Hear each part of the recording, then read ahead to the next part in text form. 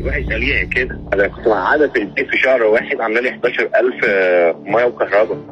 اخر شهر ده هوريكي، استني. لا ده وعلى عيلتها وبصرف عليهم، وانا كنت هناك وانا كنت موجود ومزنوق وكل حاجه، كنت بصرف على اهلها. بعت لامها $30,000. تقول لي انا واخد منها فلوس توب ايه شحات. طلعت الفيلا قبل ما تمشي، ولازم كنت اقطع عليها الميه والنور عشان تمشي. يعني ليه امي اللي كانت قاعده في الامارات وعملت في شهر واحد 11000. امي اللي كانت قاعده هناك، امي اللي خدت الحاجه من الفيلا كلها وقلعتها قبل ما تمشي. ما هي امي كانت هناك صح. انا تروح تبيع الطعم اللي انا جايبه لها ب 82,000 دوت وغالي. انا البنت دي عبيطه هبله اكتر من مين عمال يساحر. انت تعرفي كده انا دايخ مع الناس حبايبي، مش فاهم حاجه. بقول لك ايه، انا مش هبقى بقول لك انا دايخ مع الناس. انا جبت 5 وكل واحد فيهم بكذبه. لاني مش عارف حاجه اسمها عقد ولا عقد ولا مش عارف ايه، اللي هو لا احوال الماليه تطلع ويقف حالي، واي حاجه قرارها ما تمشيش، والعلاقات يعني الزوجيه وايا كان. انا ما بنامش الليل قسما بالله. انا كل سنه بصحى مبسوط. بقول لك انا ناس جبتها ما تعرفنيش ولا اعرفها، ناس كبيره في السن وما مش عايزين فلوس، مش بياخدوا فلوس.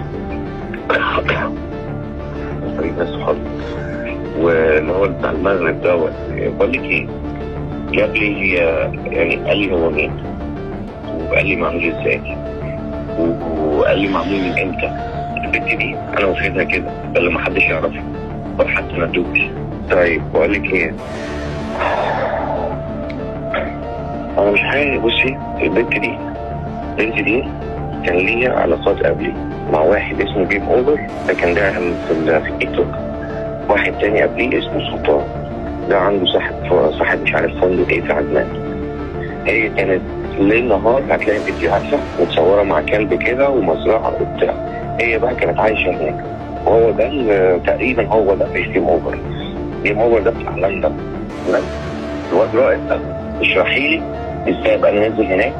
هما بيناموا على سرير واحد في الدور اللي تحتيها ب4 ادوار. ايام ما كانت اول مره قبل ما انزل انا فوجئت. بقول لك ايه، انا شفت حاجات ما شفتهاش، ده انا اوريكي صور وقصص. بقول لك ايه، بصي انا فعلا كنت هتجوزها تمام، كنت فعلا هتجوزها لحد ما اكتشفت الحوارات دي كلها، وبقيت قاعد مش عارف اعمل ايه. انا اكتشفت متاخر، انا ما اعرفش. قسما بالله اقول لك على حاجه ثانيه، تاني يوم نزلت فيه للامارات، يعني انا وصلت النهارده وقال لي تعالى نطلع